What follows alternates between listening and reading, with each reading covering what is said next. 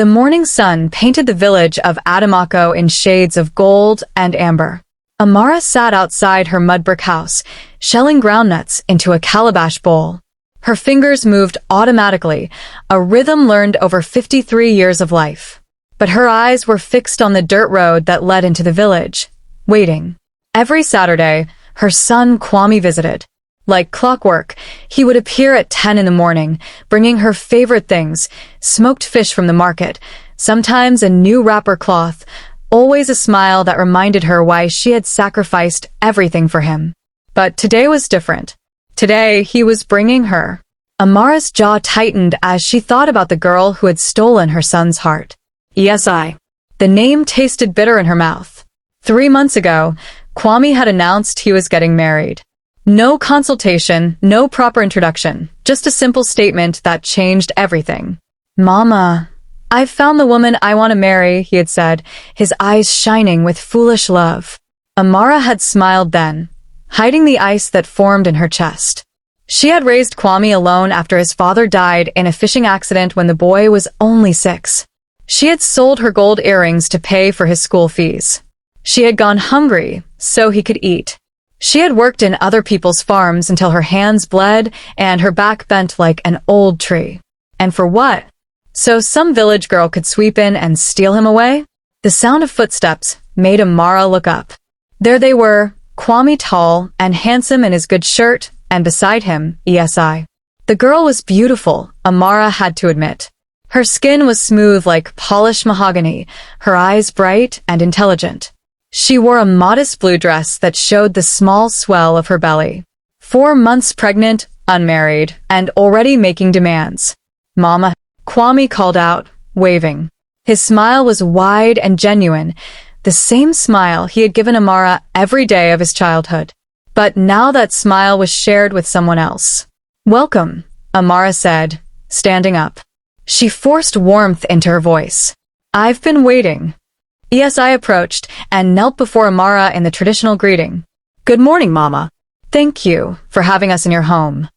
The respect was proper, the words correct. But Amara saw through it.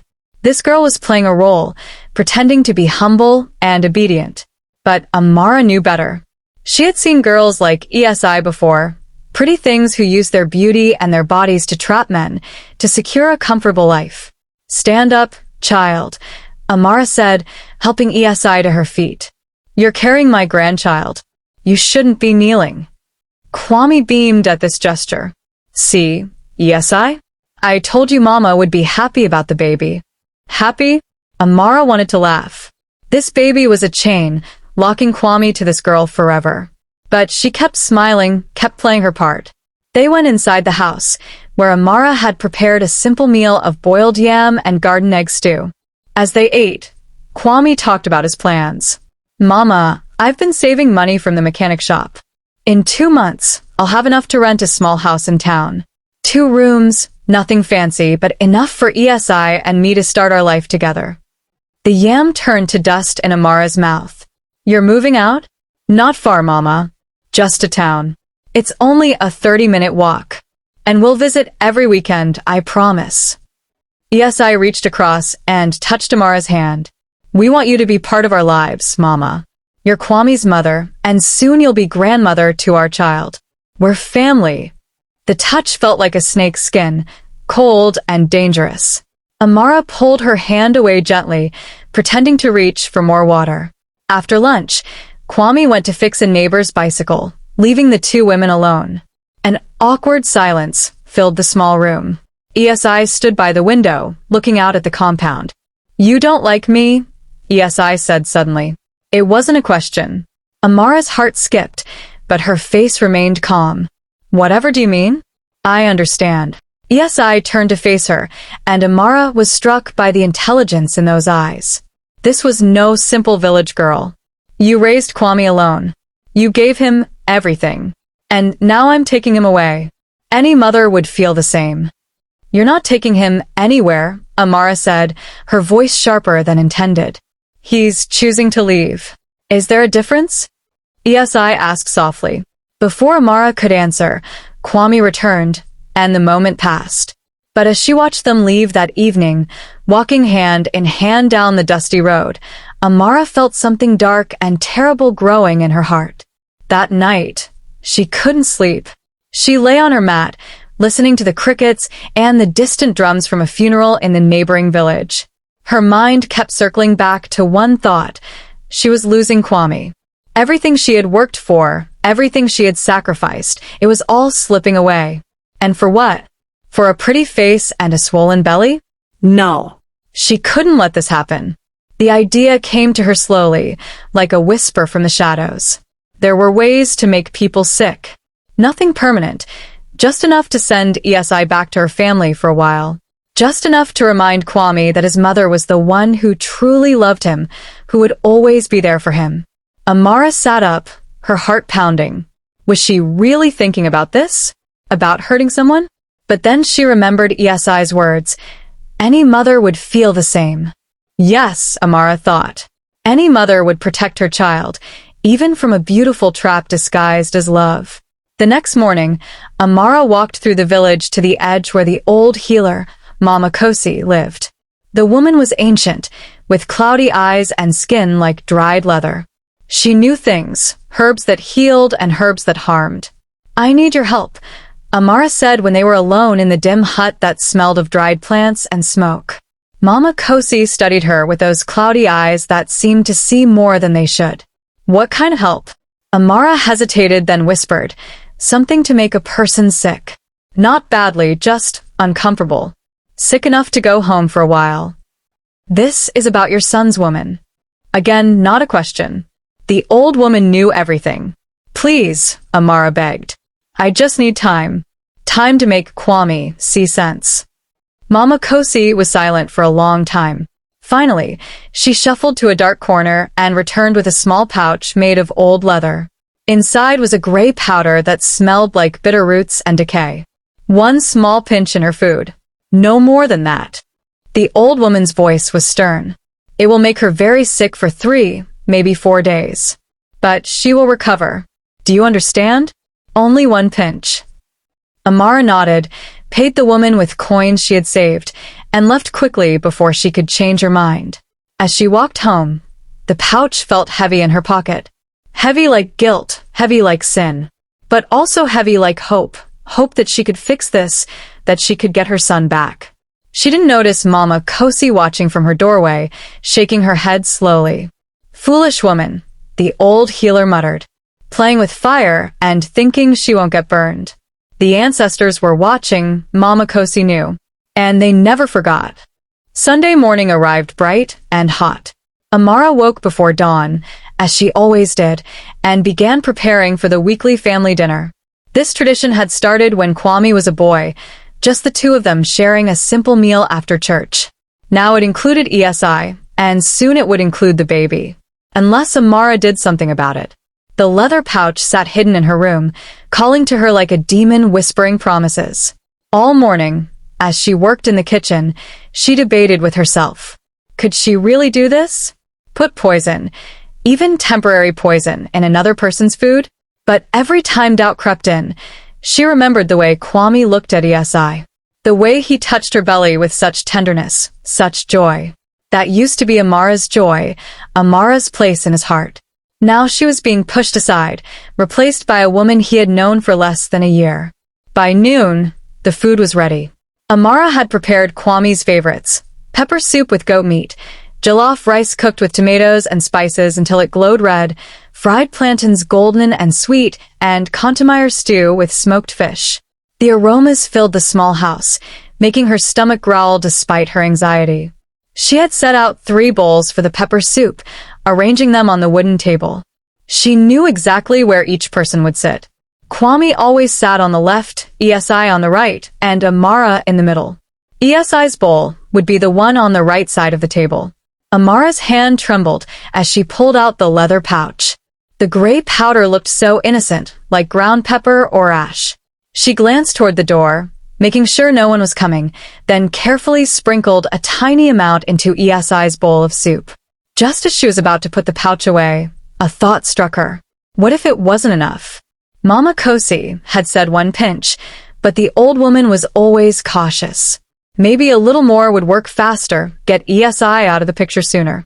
Before she could stop herself, Amara added another small pinch. Then, feeling reckless and desperate, one more. She stirred the soup to mix in the powder, watching it dissolve into the rich red broth. Immediately, crushing guilt washed over her. What had she done? This was madness. She should throw it out, start over, pretend this never happened. But then she heard voices outside, Kwame and ESI arriving for dinner. Too late now. Amara quickly hid the pouch and forced a smile onto her face as they entered. Mama. Kwame hugged her tight. Something smells amazing. ESI came forward with a covered dish. I brought dessert. Sweet potato pudding, the way my grandmother used to make it. The gesture was thoughtful, kind even. For a moment, Amara felt like a monster.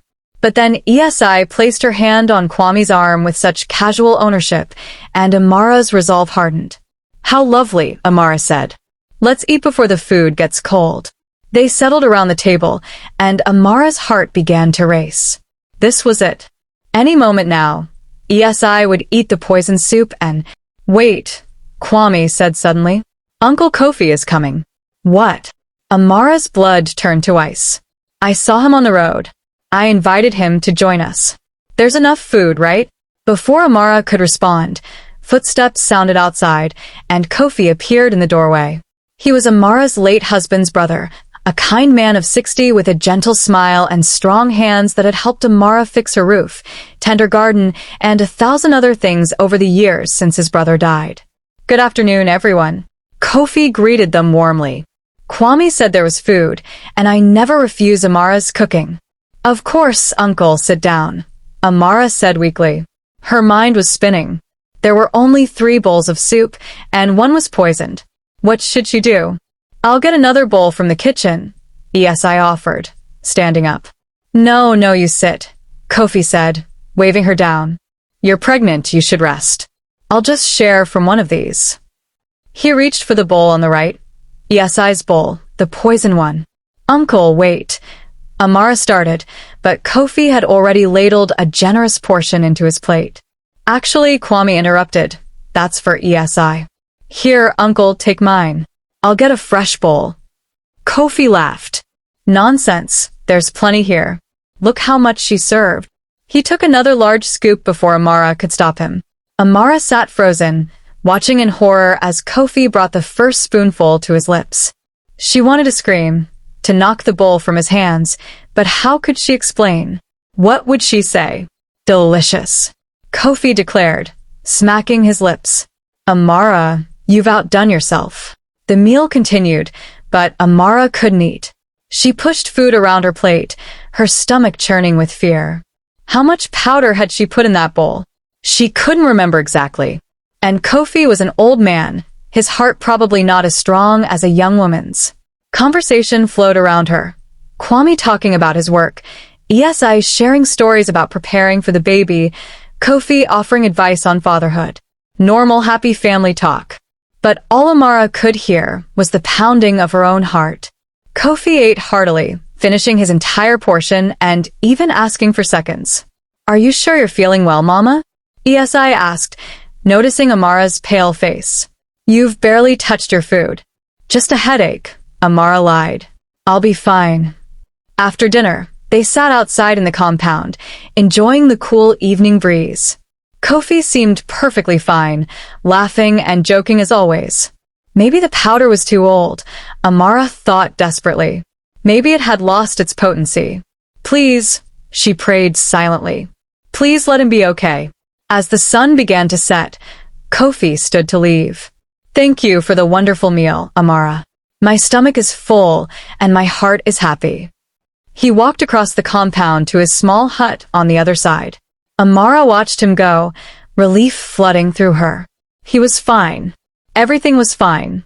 Kwame and ESI left shortly after, Kwame promising to return next Sunday. As Amara watched them walk away hand in hand, she felt the weight of what she had almost done. She had been willing to hurt an innocent girl because of jealousy. Tomorrow, she would throw away the remaining powder. She would accept ESI into the family. She would be a better person. But at midnight, a scream shattered the quiet night. Amara bolted upright on her mat, her heart hammering against her ribs. The scream came again, a woman's voice, raw with terror and grief. Amara grabbed her wrapper and ran outside. Other neighbors were emerging from their houses, confusion and fear on their faces. The screaming was coming from Kofi's hut. When Amara reached it, she found Kofi's daughter Amma kneeling beside her father's mat, tears streaming down her face. Kofi lay motionless, foam dried at the corners of his mouth, his eyes staring at nothing. He was groaning in pain. Amma sobbed. His stomach, he was in such pain. I tried to help him, but then he started shaking, and now. Kwame pushed through the growing crowd and knelt beside his uncle. He pressed his fingers to Kofi's neck, then his wrist. His face went pale. He's gone, Kwame whispered. Uncle Kofi is dead. The words hit Amara like a physical blow. The world spun around her. Dead. Kofi was dead. The powder meant to sicken ESI for a few days had killed a good man. What happened? Someone in the crowd asked. He was healthy this morning. He ate dinner at Amara's house, another voice said. He was fine when he left.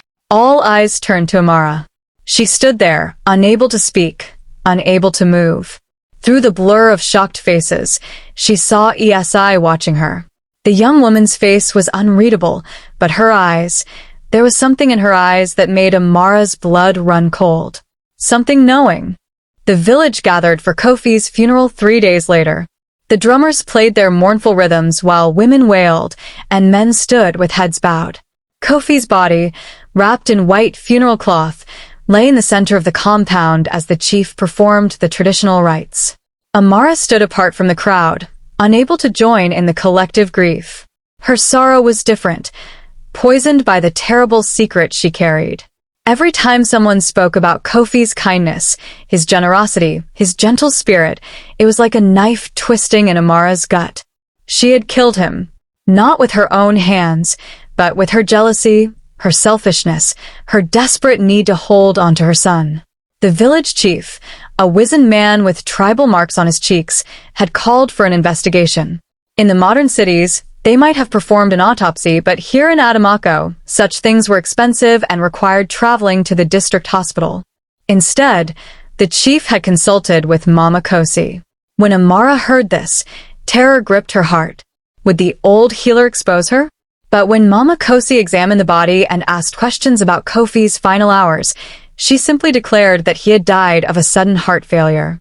These things happened to men of his age, Mama Kosi announced to the gathered villagers.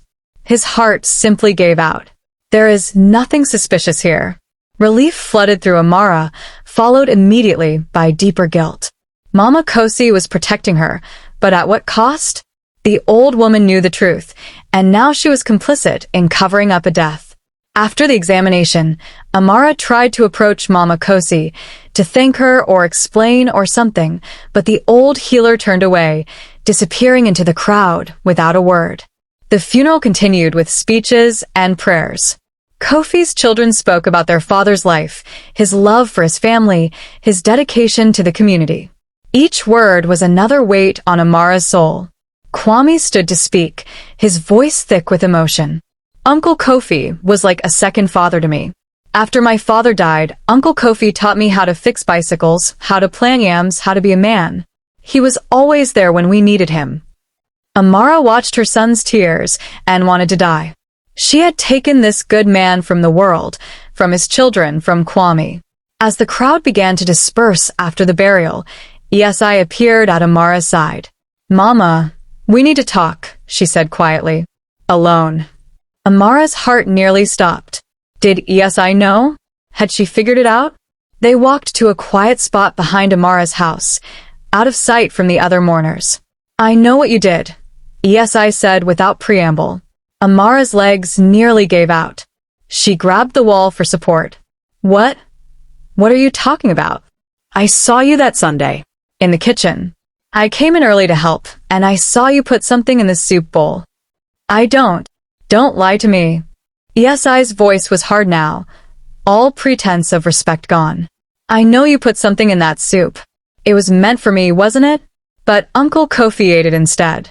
Amara collapsed against the wall, all strength leaving her body. "I'm sorry," she whispered. "I'm so sorry. I never meant for him to die. It was just supposed to make you a little sick, to send you back to your family for a while. I didn't know it would. Kill him." "Yes," I finished. "Didn't know your poison would kill an old man?" "It wasn't supposed to be poison. Just something to make you sick for a few days." Amara was crying now, years of guilt and grief pouring out. "I was jealous, I admit it. I couldn't stand watching you take my son away. But I never wanted anyone to die." Yes, I stared at her for a long moment. "What did you use?" "A powder. From Mama Kosi. She said one pinch would just cause sickness. But I added more. I thought if I used more, it would work faster." Amara's voice broke.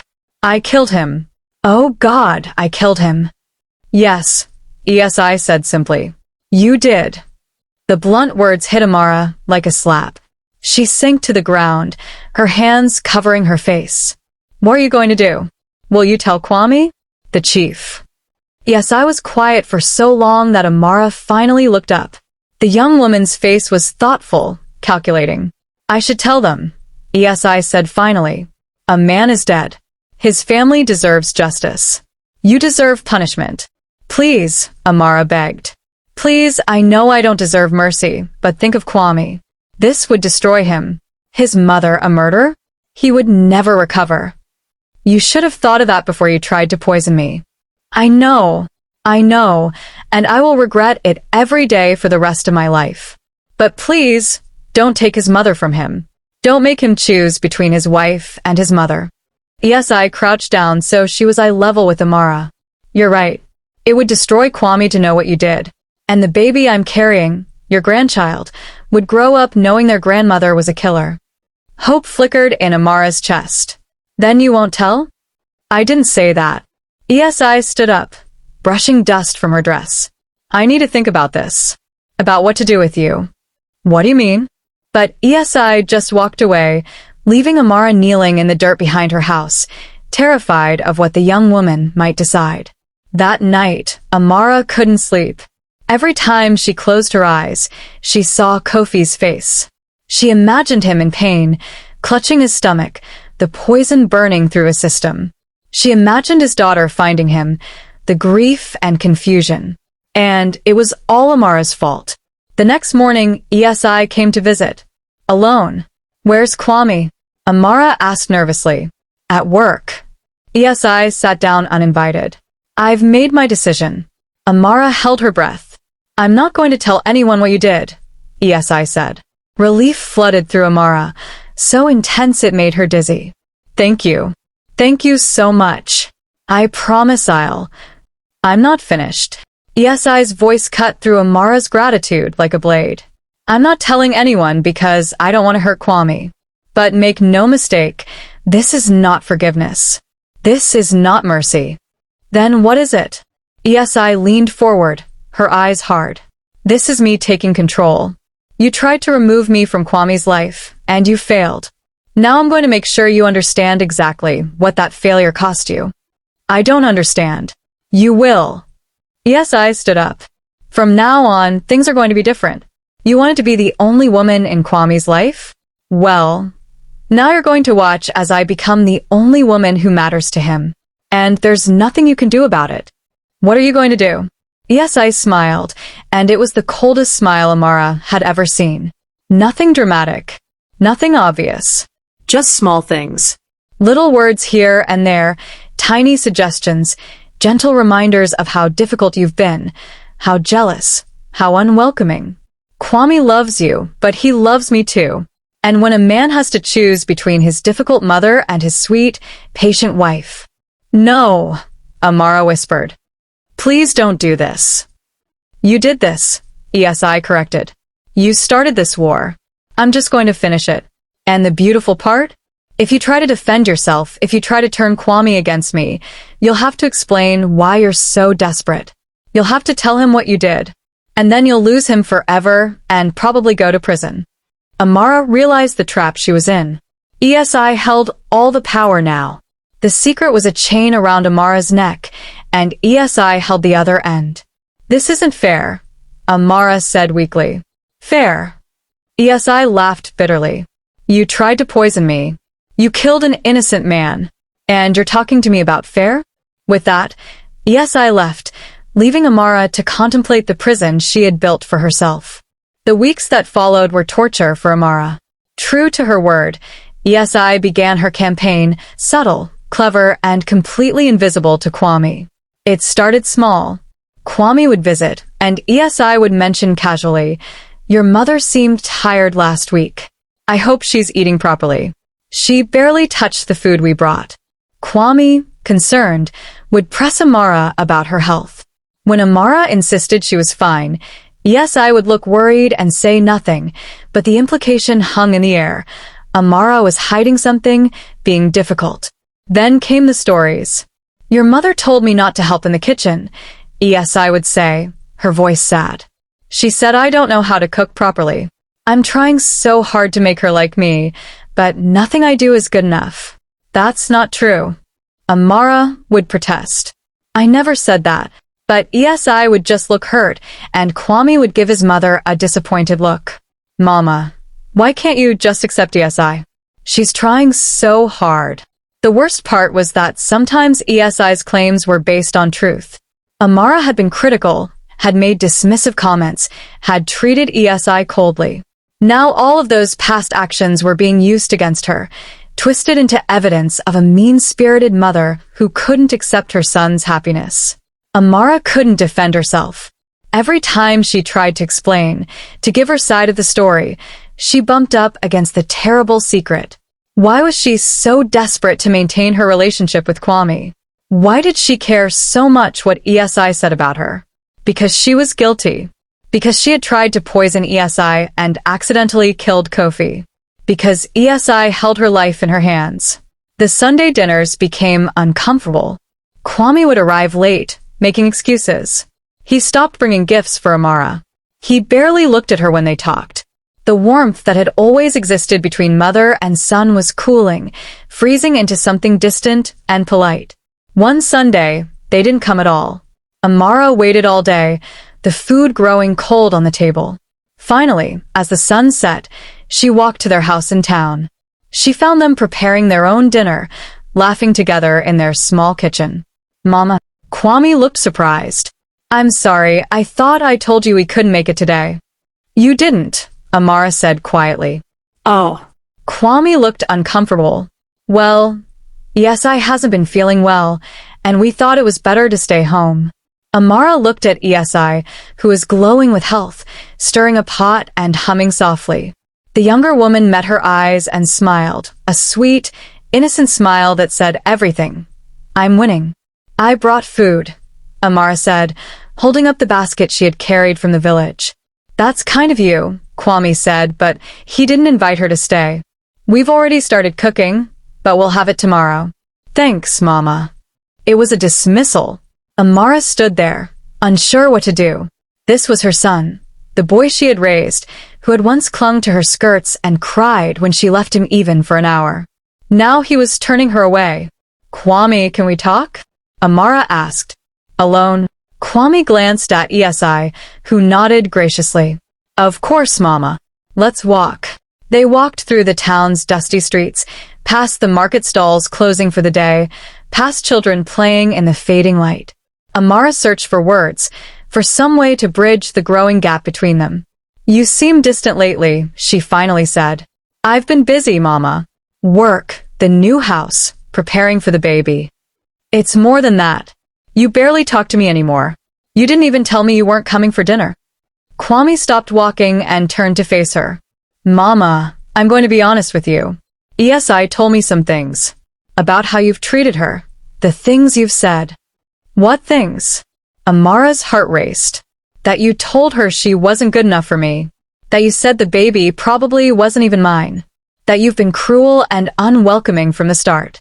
"Kwame, no." "Is it true, Mama?" Amara opened her mouth to deny everything, but the words stuck in her throat. Because some of it was true. She had said hurtful things, had been unwelcoming. Not all of ESI's accusations were lies. I was worried, Amara admitted. You married so quickly. I didn't know her family, didn't know her character. I was protecting you. I don't need protecting, Mama. I'm a grown man. And ESI is my wife, the mother of my child. I need you to accept her, to treat her with respect. Can you do that? Of course, Amara said, though the words felt like poison on her tongue. Because what choice did she have? I'll try harder. Thank you. Kwame hugged her, but it felt perfunctory, obligatory. I should get back. ESI worries if I'm gone too long. Amara watched him walk back to his house, back to his wife, and felt the distance between them grow wider still. The final blow came a month later. Kwame visited alone, his face serious. Mama, I have news. I've been offered a position in Kumasi. It's a big opportunity, a real workshop with good pay, benefits, everything. Kumasi. The city was hours away, a different world from the small village of Adamako. When do you leave? Amara asked, though she already knew the answer from his face. In 2 weeks. We've already found a place to rent. It's small, but it's near a good hospital for when ESI delivers. 2 weeks, Amara repeated numbly. I know it's far, but we'll visit. Maybe once a month or so. And you can come stay with us sometimes. Polite promises, empty words. Amara knew she would rarely see her son once he moved to the city. And this was exactly what ESI wanted. Distance, separation, control. Does ESI want this? Amara asked. Moving to the city? Kwame hesitated just a fraction too long. It was actually her idea. She thought it would be good for us to make a fresh start. Away from complications. Away from you, he meant. Away from the mother who tried to poison his wife. Except he didn't know that.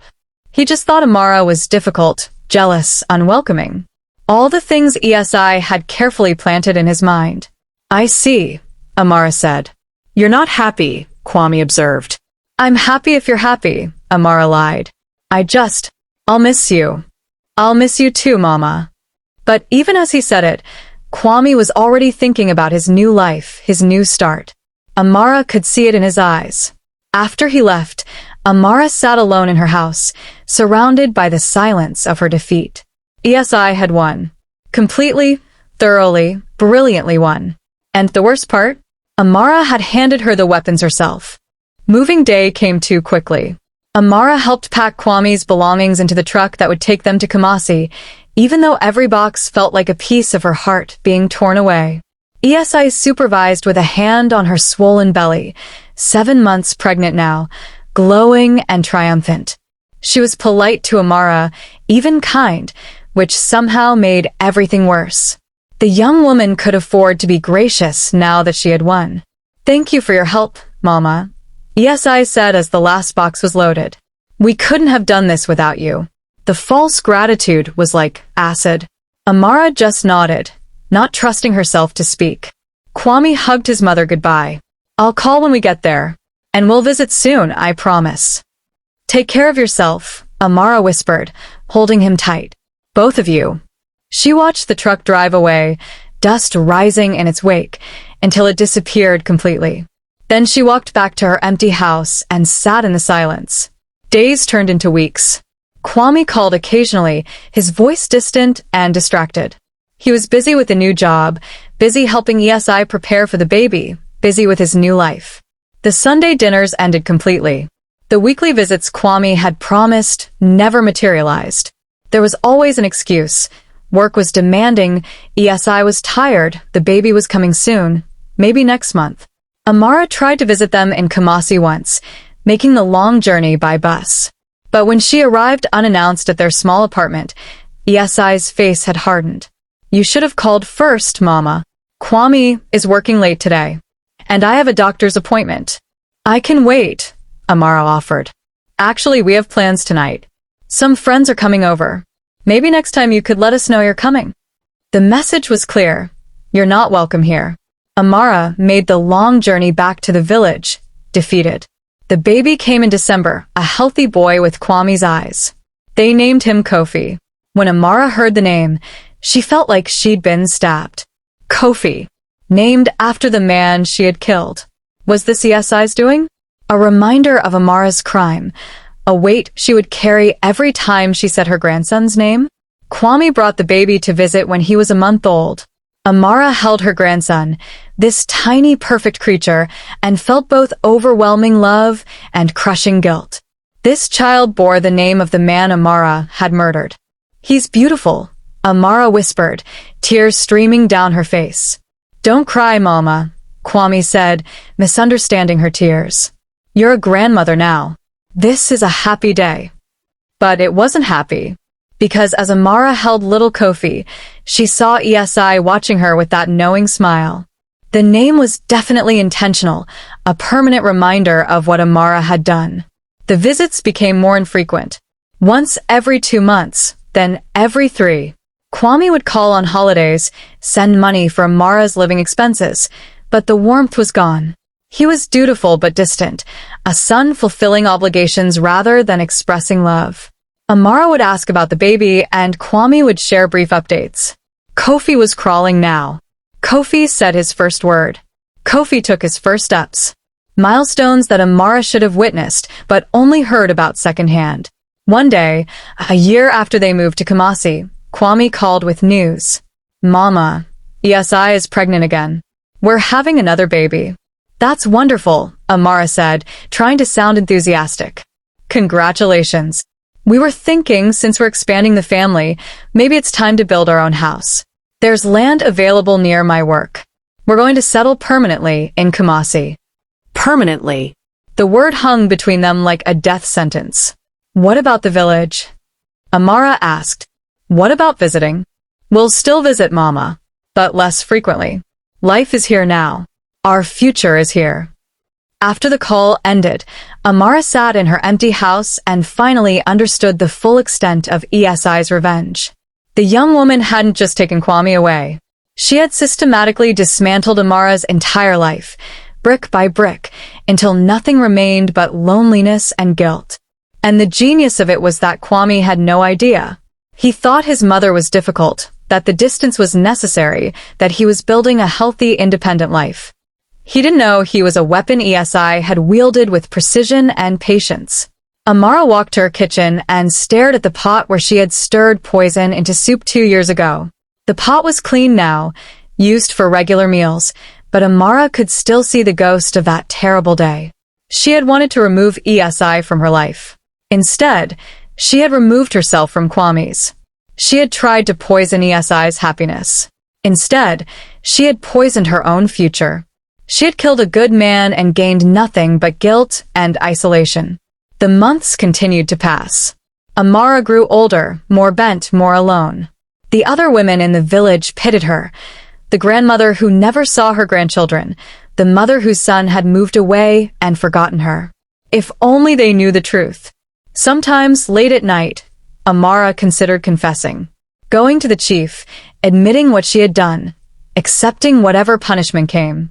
At least then the terrible secret would be out, the weight lifted. But she never did, because confessing wouldn't bring Kofi back, wouldn't repair her relationship with Kwame, would only add public shame to private guilt.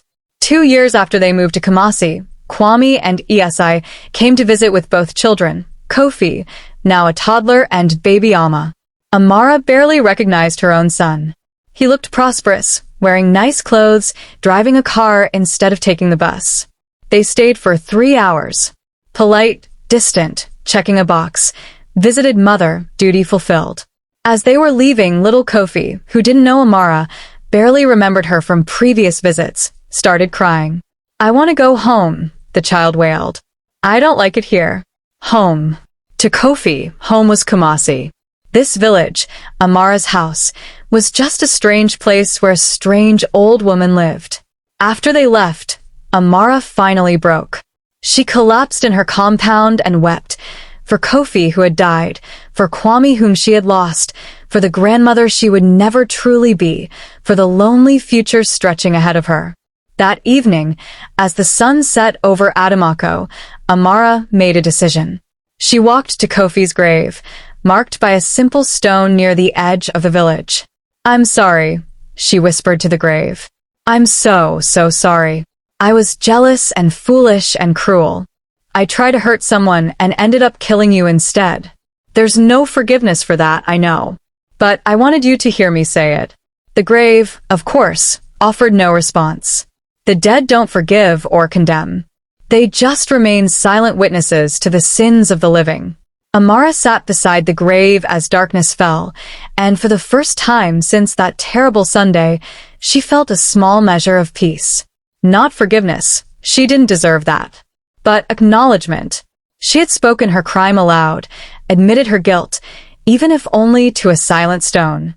As she walked home in the dark, Amara thought about Esai's words from so long ago. This is not mercy. This is revenge. The young woman had been right. It was revenge, perfect, patient, and devastating.